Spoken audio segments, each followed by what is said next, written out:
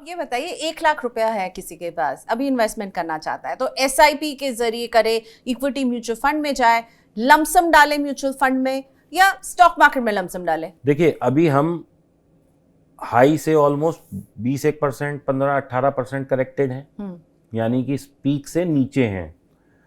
अब आप ये सोचिए, अगर मैंने पीक पे डाला होता तो भी तो मैं पकड़ के बैठा ही होता। तो मैं लमसम इस वक्त डालने की सिचुएशन में हूं। लेकिन अगर किसी के पास 1 लाख है, 10 लाख है, 5 लाख है, 50 लाख है, इस पे चर्चा नहीं करते। 50 से 60% पैसा इस वक्त डालने की स्थिति है। और नीचे आ जाए अपन और डाल देंगे, ऊपर चला जाए तो भी डाल देंगे। सिप का मतलब ही यही है। देखिए, मार्केट बिल्कुल पीक पे है, मैंने यहां डाला, फिर अगले महीने यहां डाला, फिर अगले महीने यहां डाला, फिर यहां डाला, फिर यहां डाला, फिर यहां डाला, फिर यहां डाला, ऐसे। तो this means I am taking the benefit of all the waves of the market.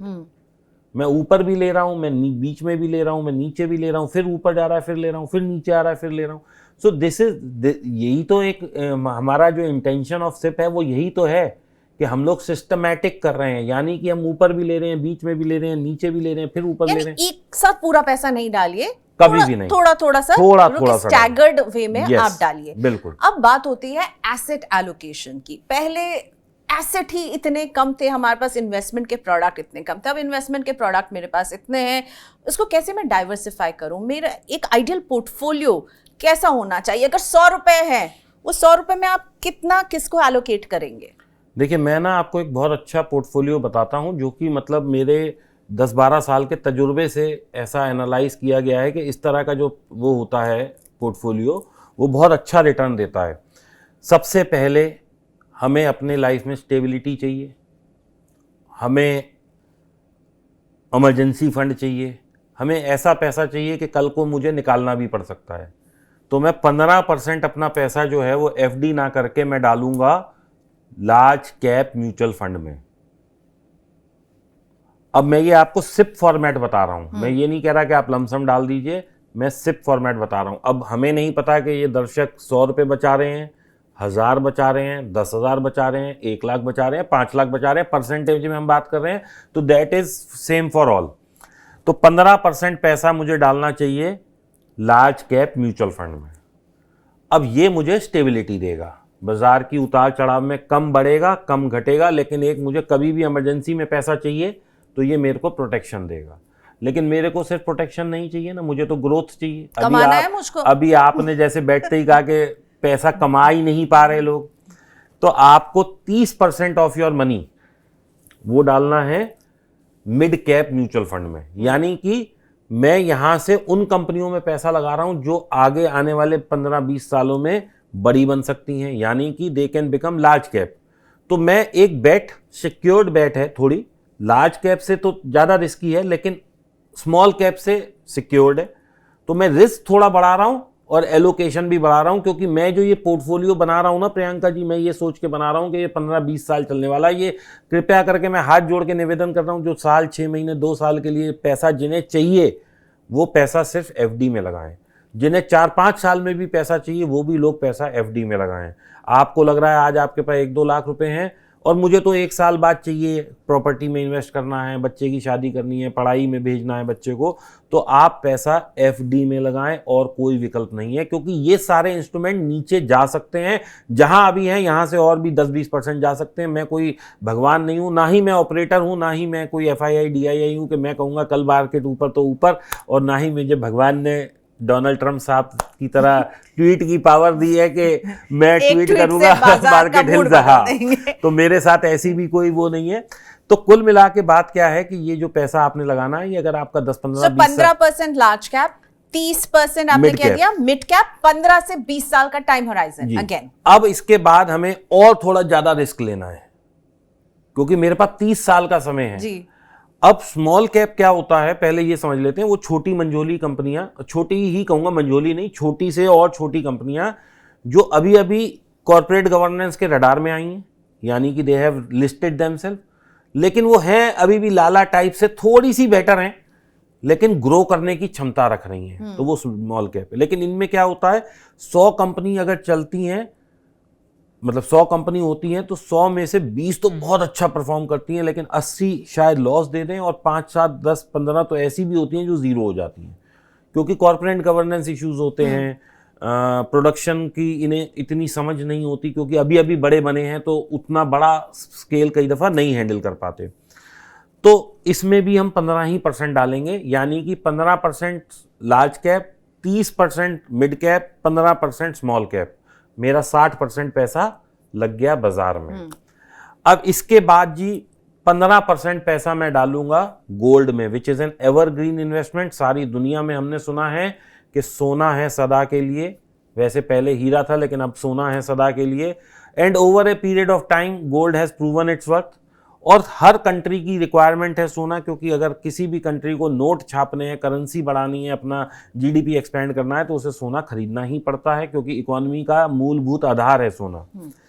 Plus आपके लिए गहना भी है सोना, घर की खुशी भी है, तो मेरे हिसाब से सोना एक बहुत अच्छा विकल्प है। तो 15% पैसा आप गोल्ड में डालिए। अब आप कहेंगे जी मैं तो बचा ही 10%, 10,000 रहा हूं, तो मैं उसमें कैसे? तो आपका इसका तरीका ये है कि आप गोल्ड ETF लेते रहिए, डिजिटल गोल्ड लेते रहिए, और जब आपका ये वाला मान लो 2-5 लाख रुपए बन जाता है तो आप गहने में कन्वर्ट कर लीजिए, पत्नी भी खुश, आपकी इन्वेस्टमेंट भी हो गई और आपका इन्वेस्टमेंट आगे भी बढ़ता रहा। ठीक है, लेकिन अभी भी बचे हैं 60% आपने इक्विटी में लगा दिए, मैं 15% गोल्ड में। अभी तो मैं बैठा हूँ आपके लिए, पूरी सेवा करके जाऊंगा आपकी। अब 15% गोल्ड में लगा दिया, लेकिन अब कुछ लोगों को फोमो हो जाता है, भाई चांदी इतनी भाग रही है। जब चांदी भागती है तो बहुत तेज भागती है, क्योंकि हमने चांदी को, मतलब मैंने 2014 में भी देखा है, चांदी 10,000 से 72,000 तक गई थी, लेकिन एक ही दिन में चांदी 72,000 से 36,000 भी आ गई थी। तो मेरे पास पूरा है, क्योंकि उस दिन मैं I was holding a very huge position, तो मेरे को लॉस हुआ था, तो इसलिए मुझे ध्यान है। और अभी भी हमने देखा 4 लाख से 2.5 लाख पे आ गई with in span of just 3-4 days. तो कोई ऐसा नहीं है, चांदी बहुत ब्रूटल है, इसलिए मुझे सिर्फ 5% पैसा ही लगाना है। लेकिन मैं उस रेस में पीछे भी नहीं हटना चाहता, इसलिए मैं वहां पे पैसा लगाऊंगा भी, लेकिन मैं सेफ भी रहूंगा। तो 15% गोल्ड में और 5% सिल्वर में। अब मेरा सिल्वर में आप कॉशियस है। 80% पैसा जो है मेरा अब लग चुका है। बिल्कुल। अब इसके बाद और हम आगे बढ़ते हैं। अब आगे क्या बढ़ना है, कहां लगाना है पैसा? 10% पैसा हम लगाएंगे जी एक नवीनतम इन्वेस्टमेंट का जो स्रोत है वो है बिटकॉइन। मैं बिटकॉइन की बात कर रहा हूं, मैं क्रिप्टो कॉइन्स की बात नहीं कर रहा। 5500 क्रिप्टो कॉइन है, 80% वहां पे स्कैम ही होता है। लेकिन बिटकॉइन क्योंकि एक राजा कॉइन है, it is the leader of all the coins, और मार्केट कैप भी सबका, सारे कॉइन्स का एक तरफ, बिटकॉइन का उससे ज्यादा है। Almost 4.2 trillion dollar was the highest market cap of crypto coins, यानी कि पूरा देश जितनी बड़ी हमारी जीडीपी है उतना केवल इन्वेस्टमेंट लोगों ने क्रिप्टो में कर रखा था। तो मुझे ऐसा लगता है, and I have been seeing crypto coins for last almost 15-20 years now. तो अब एक स्थिति है, ये जीरो तो नहीं होने वाला, क्योंकि कई जगह पे इसको एक्सेप्टेंस मिलती जा रही है, लेकिन फिर भी मैं 10% लगाऊंगा कि अगर कल को जीरो हो भी जाए तो मेरा ये वाला जो पोर्टफोलियो है, ये अगर एफडी रिटर्न भी मुझे दे तो मेरा ये 10% का लॉस यहाँ पूरा हो जाएगा। देखिए, मैंने जो ये पोर्टफोलियो डिवाइस किया है बड़ा मीनिंगफुल किया है। मीनिंगफुल का मतलब है कि अगर स्मॉल कैप में मेरा 15% का लॉस हो जाए तो बाकी से मेरा इतना आएगा कि ये मेरा पूरा हो जाएगा। लेकिन आप सिल्वर से ज्यादा तवज्जो बिटकॉइन को दे रहे हैं। हाँ, मैं सिल्वर से ज्यादा तवज्जो इसलिए दे रहा हूँ बिटकॉइन को, क्योंकि बिटकॉइन फिर थोड़ी सी स्टेबिलिटी रखता है। पर भारत में तो रेगुलेशन को लेकर बहुत किसने कहा? सारे FIU रजिस्टर्ड एक्सचेंज में करिए आप। There are so many exchange which are FIU registered. आप FIU रजिस्टर में करिए, कोई दिक्कत नहीं है, पैसे की सेफ्टी भी है, सरकार का वो सपोर्ट भी है। बाकी देखिए, फिर मैं एक बात फिर डिस्क्लेमर भी एक चला दीजिए, पैसा जीरो हो गया तो मुझे मत पकड़िएगा, क्योंकि हम रिस्की एसेट में ही जा रहे हैं। है जो थोड़ा आप इसमें क्लियर कह रहे हैं, रिस्क है। 10% अभी भी बचे हैं। अब ये 10% जो मैं बताने जा रहा हूं, कुछ लोग इसे कहेंगे कि ये कैसा मूर्ख आदमी है, ये खर्चा कर रहा है और कह रहा है कि ये इन्वेस्टमेंट है। लेकिन मैं अभी साबित भी करूंगा कि ये खर्चा नहीं है, ये इन्वेस्टमेंट ही है। और ये 10% पैसा आपको लगाना है 2 पार्ट में। एक आपको लगाना है मेडिक्लेम में, यानी कि अपने ऊपर जो आप बीमा लेंगे, हेल्थ इंश्योरेंस जिसे बोलते हैं, और बाकी का जो आप पैसा लगाएंगे उसी 10% में से एक लेंगे आप टर्म इंश्योरेंस। अब हम बात करते हैं what is health insurance and what is term insurance. तो अब क्योंकि मैं तो हर महीने लगा रहा हूं और आजकल ये सुविधा एक बहुत अच्छी आ गई है। पहले क्या होता था, जब मैंने लिया था तो आप सिर्फ एनुअलाइज प्रीमियम ही दे सकते थे। मान लीजिए आपका 30,000 का बीमा बना तो वो एक ही बार में लेता था, मंथली नहीं लेता था। अब तो आपसे मंथली ले रहा है वो। तो आप अपना सैलरी लाइए, कमा के लाइए और अपना 1500, 2000, 2500, 1500 जो भी बीमा की मंथली राशि बनती है वो कर लीजिए। अब मैं इसे क्यों इन्वेस्टमेंट कहता हूं, जैसे मैं उदाहरण से समझाता हूं आपको कि मैं कोविड से पहले तक 20,000 रुपये हर महीने देता रहा पिछले 20 साल से as my mediclaim insurance premium. जब मैं कोविड में बीमार हुआ तो मेरा बिल था कुछ 20-22 लाख रुपए का। अब अगर मैंने 20,000 रुपये साल दिए और 20 साल भी दिए तो 4 ही लाख बनते हैं। मैं लोग कहेंगे कि अरे सर आपने म्यूचुअल फंड में लगाया होता तो इतने होते वो उतने फिर भी नहीं होते जितने के मैंने क्लेम ले लिए। और उसके बाद कहाँ अभी क्लेम खत्म हुआ है। आज मुझे हार्ट अटैक हो जाए, मेरे को भर्ती हो जाऊं, 50 लाख रुपए लगे तो मेडिक्लेम तो फिर भी देने को तैयार है। वो ये कहाँ कह रहे हैं कि सर आपने एक बार ले लिया अब दोबारा नहीं मिलेगा, आप तो हर साल बीमार हो। तो सेफ्टी नेट है। एक सबसे बड़ी बात है कि आज मैं यहाँ बैठा हूँ, मैं बड़ा खुश हूँ, मुझे हार्ट अटैक आ जाए, कुछ आ जाए, मुझे ये दिक्कत नहीं है कि पैसे की वजह से मेरा इलाज नहीं होगा। बहुत सारे लोग तो इसलिए बीमार भी नहीं हो पा रहे क्योंकि उनको पता है कि भैया हमारे पास तो पैसा ही नहीं है इलाज कराने का। और एक बात ये भी है, जब आप ये हेल्थ इंश्योरेंस और लाइफ इंश्योरेंस को अपने पोर्टफोलियो में जगह देते हैं तो आपको किसी के सामने हाथ नहीं फैलाने होंगे, आपको कहीं से पैसा नहीं निकालना होगा। वो पैसा तो ग्रो कर रहा है पर ये आपकी सेफ्टी के लिए बहुत ज़रूरी है।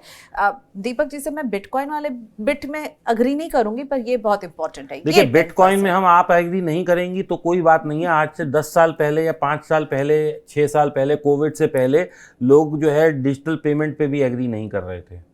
चलिए तो अगर हम 10 साल के बाद बात करेंगे तो फिर इस पर बात करेंगे। क्योंकि क्या है कि एक नई चीज है, उसको एक्सेप्टेंस आनी चाहिए जी। हर कंट्री धीरे धीरे उसे एक्सेप्ट करती जा रही है। आपको पता है पहले जैसे स्विफ्ट ट्रांसफर होता था, आजकल जो एक बैंक से दूसरे बैंक में पैसा ट्रांसफर होता है वो थ्रू ब्लॉकचेन होता है। तो कहीं ना कहीं ब्लॉकचेन को, कॉइन्स को हमारा सिस्टम भी एक्सेप्ट कर रहा है।